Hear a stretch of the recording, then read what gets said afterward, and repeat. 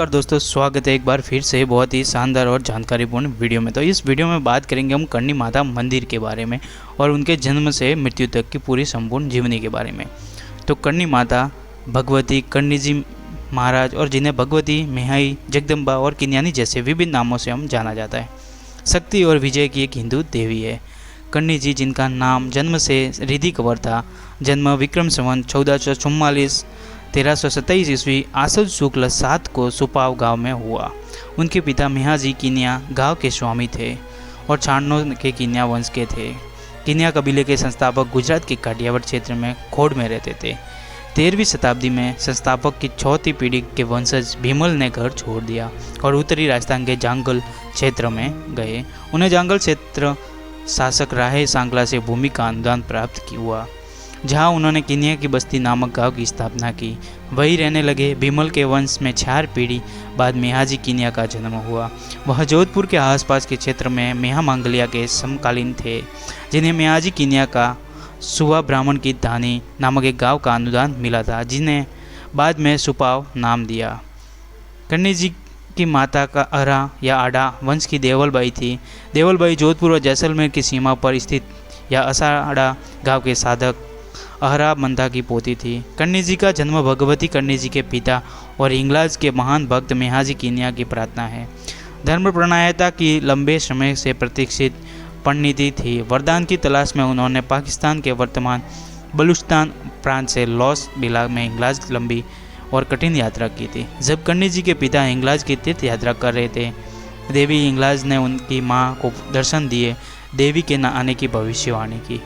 करणी जी का जन्म लगातार छठी कन्या के रूप में हुआ था। ऐसा कहा जाता है कि उनकी मां का गर्भकाल असामान्य रूप से लंबा था, जो 21 महीने तक चला। लड़की का नाम रिद्धि कंवर रखा गया। हिंदू परंपरा में लड़कियों की शादी आमतौर पर उनकी किशोरावस्था के अंत में की जाती है।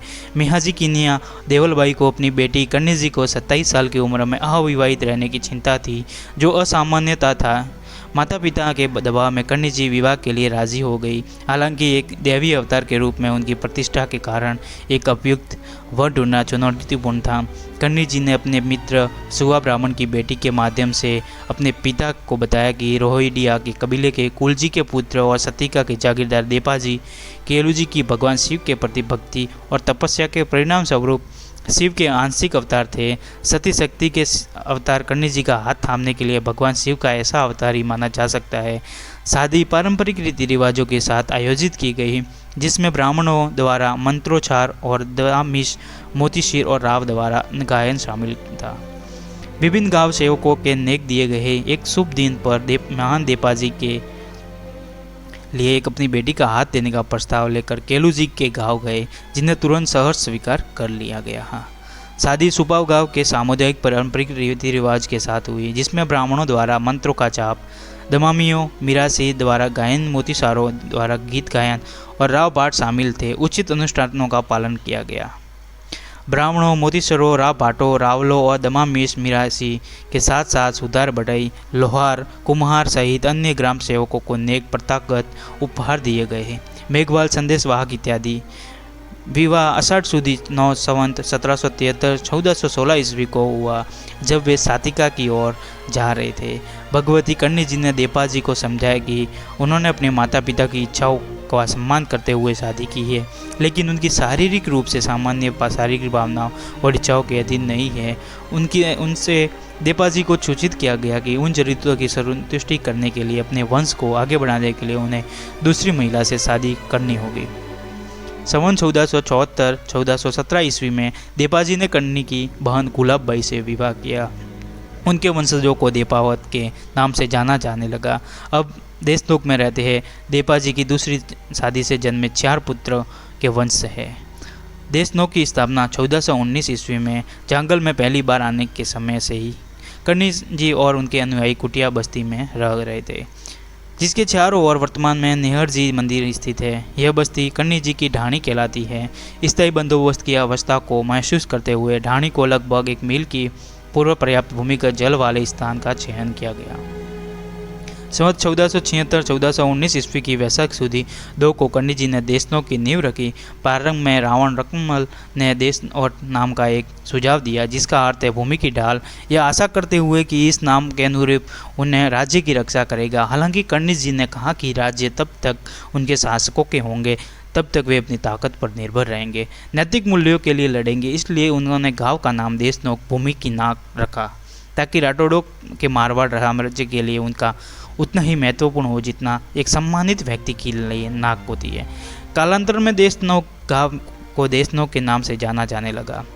कर्णी जी ने अपने ध्यान देशनोक के सुधार पर केंद्रित किया। आसपास के जंगल में ज़्यादातर पुराने जल के पेड़ थे, जो मवेशियों के लिए अच्छे नहीं थे, उम्र के कारण सड़ रहे थे। देशनोक के लोग ईंधन के रूप में लकड़ी का उपयोग करते थे, जिससे स्वास्थ्य, शाखाओं और पेड़ों का नुकसान पहुंचा था। कर्णी जी को चिंता थी कि जंगल के अत्यधिक उपयोग और कुप्रबंध के कारण नष्ट हो जाएगा।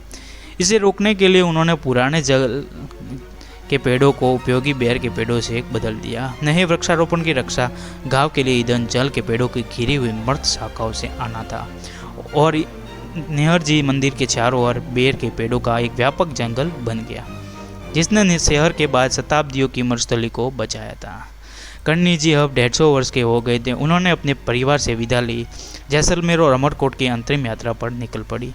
1594 ईस्वी में और 1527 ईस्वी के माघ महीने की शुरुआत में कर्णी जी ने जैसलमेर में तेमरा राय और अमरकोट सिंह के खरोदा में बहुचरा और बुट भवानी का दौरा करने के लिए देशनोक छोड़ दिया। उनके साथ उनके बड़े बेटे पुण्यराज, सारथी सारंग विष्णु और एक दरोगा सेवक और अन्य परिचारक भी थे। जैसलमेर में अपने प्रवास के दौरान कर्णी जी ने अपने भक्त भाना सुतार को, जो जन्म से अंधे थे, को बुलाया। निम्नलिखित शब्दों में से उनकी प्रतिमा तैयार करने का निर्देश दिया। दुनियाओं की इच्छाओं और वासनाओं ने तुम्हें छूना नहीं है, क्योंकि तुम अंधे पैदा हुए हो, तुम भी मेरे भक्त हो। इसलिए भावी पीढ़ी के लाभ के लिए पत्थर पर एक मेरी छवि बनाने के लिए तुम सही व्यक्ति हो। तुम्हारी दृष्टि वापस आ जाएगी। वर्तमान अस्थायी रूप से आपके मन में मेरी समानता को देखते और याद रखने के लिए जब प्रतिमा तैयार हो जाएगी और प्रतिमा से मेरे प्रस्थान के बाद देशनोक में स्थापित हो जाएगी, तो आपकी दृष्टि स्थायी रूप से बहाल हो जाएगी।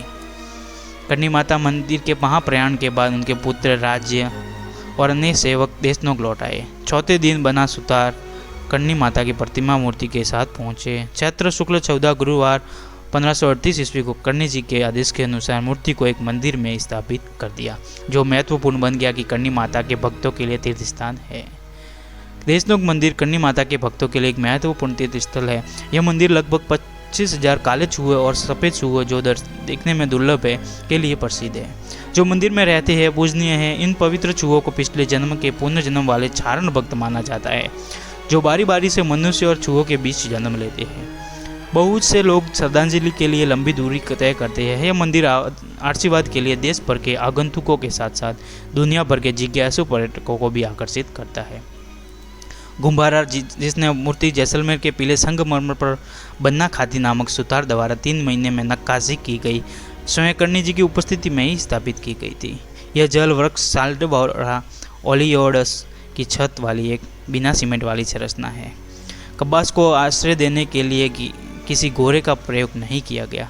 कामरान मिर्जा पर जीत के बाद राजा राव जीतेसी ने गुम्बरा के चारों ओर द मंग नामक एक संरचना का निर्माण करवाया। बाद में महाराजा सूरत सिंह ने इस पक्के ढांचे में बदल दिया। गर्भगृह का सोने का दरवाजा अलवर के महाराजा बख्तवार सिंह द्वारा भेंट किया गया।